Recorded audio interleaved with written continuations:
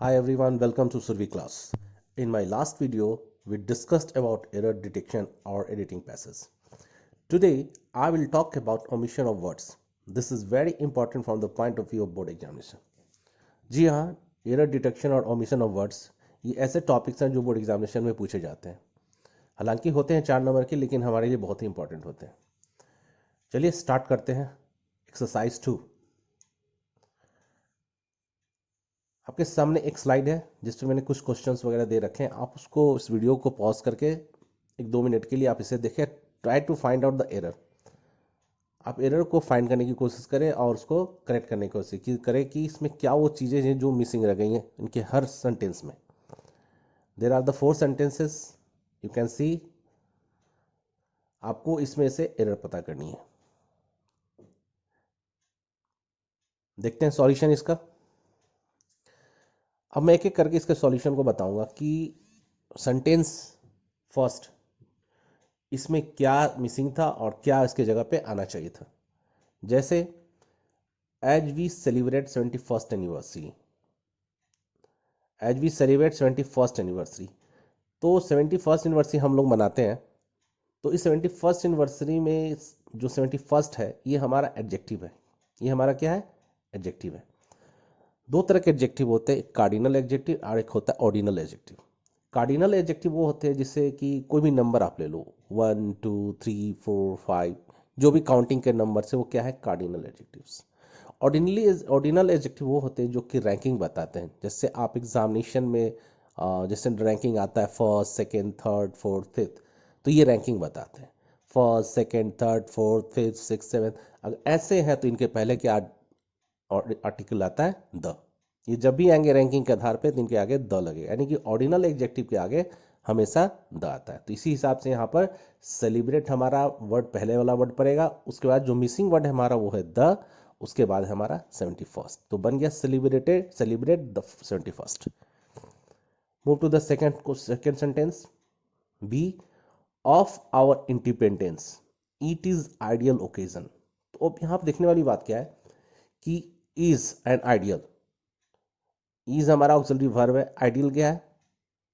आदर्श हो गया, एक अच्छा। आइडियल जो स्टार्ट हो रहा है वॉवेल से हो रहा है, वॉवेल आई है, आई के पहले क्या लगना चाहिए? It is an ideal, it is an ideal. तो यहाँ पर क्या मिसिंग हो रहा था? इज आगे हमारा बिफोर में, और उसके बाद जस्ट हमने क्या लगाया? एन, और एन के बाद क्या लग गया?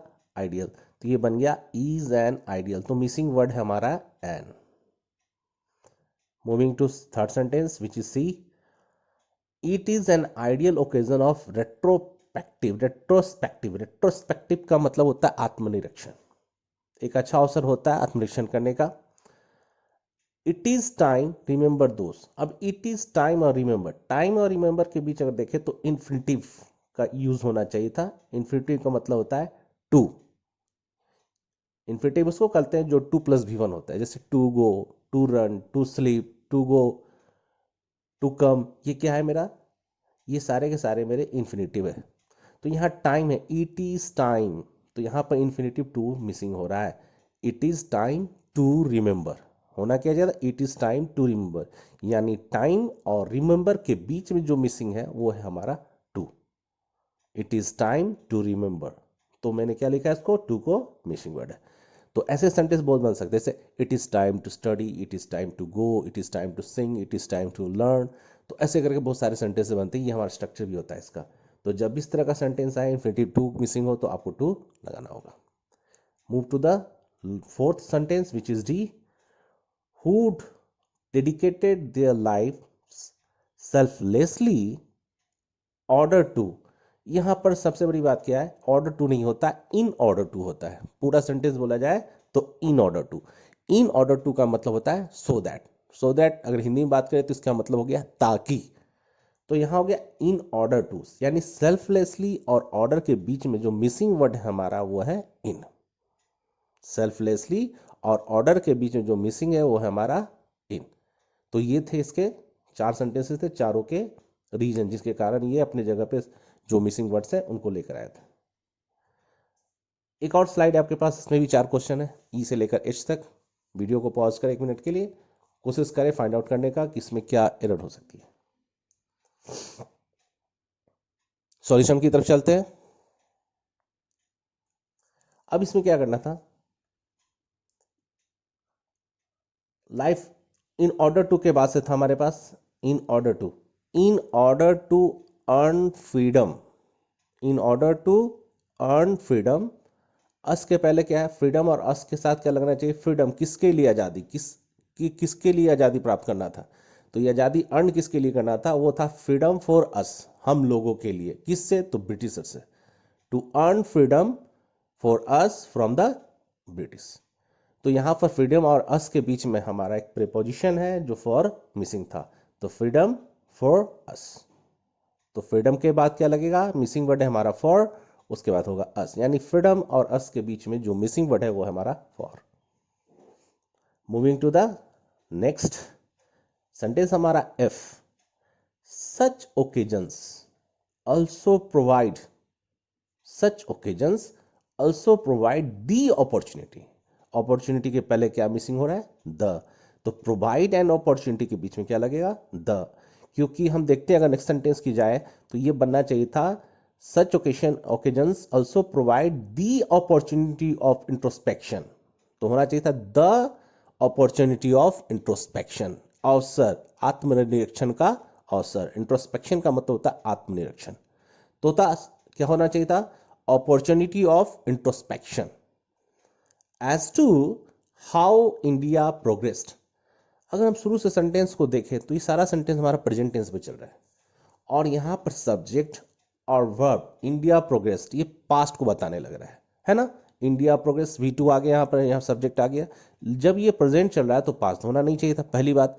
दूसरी, अगर प्रेजेंट चल रहा है तो प्रेजेंट का ही कोई ना कोई सेंटेंस आना चाहिए था, तो ये कब आएगा, क्या मिसिंग होना चाहिए, प्रेजेंट परफेक्ट टेंस। अब हम प्रेजेंट परफेक्ट टेंस को एक बार हम याद करें, स्ट्रक्चर होता है subject has have plus V3।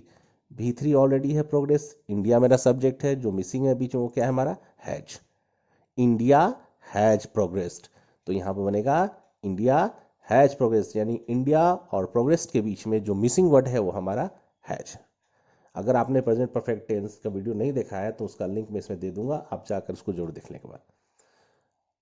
तो हो गया India has progressed. Move to the next each sentence, in the various fields. यहां पर सबसे बड़ी बात क्या है, in the various fields the span of 71 years, यानी कि पूरे के पूरे 71 साल, from starting to the end, पूरे 71 साल। तो हो जाएगा in the various fields over the span of 71 years, पूरे 71 सालों में। तो यहां पर होगा इन the various fields over the span of 71 years, यानी फील्ड्स और द के बीच में जो मिसिंग मेरा है वो है हमारा ओवर। आई होप कि आपको क्लियर हो गया होगा। नेक्स्ट वीडियो में हम बात करेंगे नेक्स्ट एक्सरसाइज के बारे में, और इस बार मैं आपके सामने लाऊंगा रीअरेंजमेंट ऑफ वर्ड्स के बारे में, जो भी एक इंपॉर्टेंट चैप्टर है सीबीएसई बोर्ड का। तब तक के लिए thank you so much for joining my class. See you in my next video. Thank you so much.